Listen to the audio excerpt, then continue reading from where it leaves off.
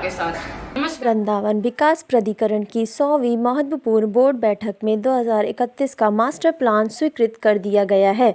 इसके अलावा 2 बड़े प्रोजेक्ट चैत और बाटी में बनने वाली आवासीय कॉलोनी को भी स्वीकृति प्रदान कर दी गई है। उत्तर प्रदेश ब्रज तीर्थ विकास परिषद के सभागार में बुधवार को हुई मथुरा वृंदावन विकास प्राधिकरण बोर्ड की बैठक की अध्यक्षता करते हुए श्रमीकरण सेतु महोत्सरी के प्राधिकरण की पुरानी बिल्डिंग को तुड़वाकर पार्किंग सहित 4 मंजिल भवन 26 करोड़ रुपए में बनाने की स्वीकृति प्रदान की है। इसके अलावा राष्ट्रीय राजमार्ग स्थित कृष्ण विहार आवासीय कॉलोनी में विकास प्राधिकरण के उपाध्यक्ष सचिव ओएसडी तथा मुख्य वित्त लेखाकार के आवास 8 करोड़ रुपए में बनाए जाएंगे।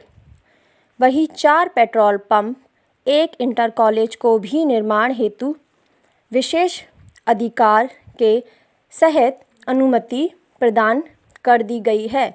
विकास प्राधिकरण के सचिव अरविंद कुमार द्विवेदी के अनुसार बैठक में 15 प्रस्ताव थे। उन्होंने बताया कि आवासीय योजना जो भी प्राधिकरण की चल रही है उन सब में रिक्त फ्लैट की एफडीएफसी बैंक के माध्यम से नीलामी कराई जाएगी। 2008 में बनी प्राधिकरण की उपविधि को यथा संशोधित करते हुए अंगीकृत कर लिया गया है।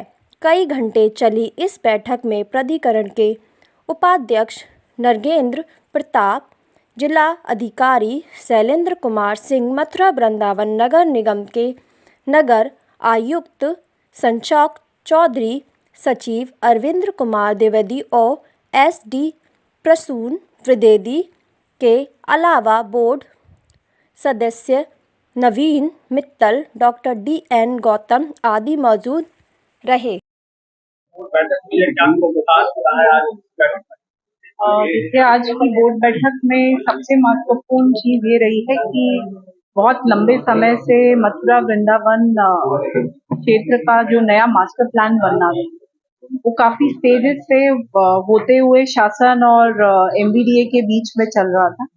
उसका फाइनली शासन से अप्रूवल आ गया है और जो चेंजेस थे वो बोर्ड से आज अप्रूवल करके उसको अब लागू करते हुए पेपर्स में पब्लिश करने की अनुमति दे दी है। तो वो जो एक बहुत बड़ा स्टेप अहेड था, कई नए एरियाज को इंक्लूड करने का भी इसमें प्रपोजल है, अर्बनाइजेबल एरिया भी बढ़ाने का प्रपोजल है।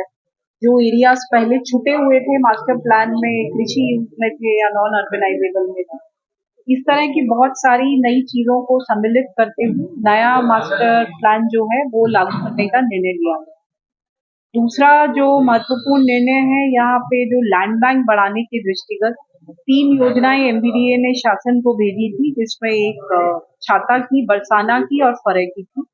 वो लगभग वहां से स्वीकृति फाइनल स्टेज पे है, बट इस बीच में इनके लैंड रेट फाइनल करके जमीन खरीदते हुए आगे योजनाएं लॉन्च करने का निर्णय लिया गया है। तो जमीन का क्रय का प्रोसेस स्टार्ट हो जाएगा। तो 3 योजनाएं जो नई हैं, लास्ट जो योजना प्राधिकरण ने निकाली थी, जो मुझे बताया गया है 2007-8 में रुक्मिणी विहार लॉन्च हुई थी।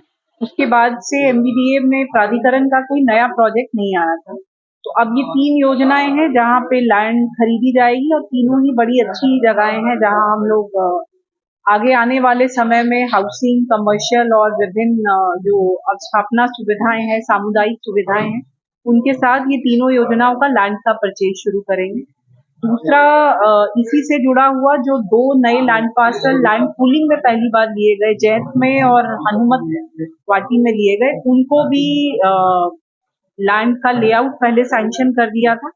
योजनाओं की लॉन्चिंग का आज अनुमोदन दिया गया है, तो यथाशीघ्र उनको पेपर में पब्लिश किया जाएगा। ये यद्यपि छोटी योजनाएं हैं जिसमें कुछ रेजिडेंशियल, कुछ ग्रुप हाउसिंग, कुछ कमर्शियल है, लेकिन जैसा मैंने बताया ये लगभग 15 साल के बाद नई योजना प्राधिकरण लॉन्च कर रही है, जो इमीडिएटली लॉन्च होने वाली है।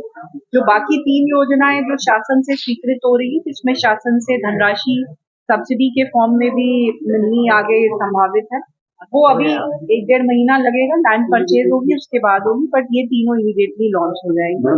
उसके अतिरिक्त एक और लास्ट पे बताना चाहूंगी, जो हमारी बचे हुए प्लॉट थे पुरानी योजनाओं के, अभी तक हम लोग ओली के माध्यम से बेचते थे, अब उसमें ई ऑक्शन की प्रक्रिया हम लोग अडॉप्ट करेंगे और ई ऑक्शन के माध्यम से उसको सेल करेंगे। बरसाना में किसान विरोध कर रहा है। उसका कुछ प्रस्ताव है, उसको शासन को भेजा गया है, तो बरसाना के अलावा बाकी दोनों जगह में कोई दिक्कत नहीं। बरसाना का इश्यू हम लोग प्रयास कर रहे हैं जल्दी रिजॉल्व करें।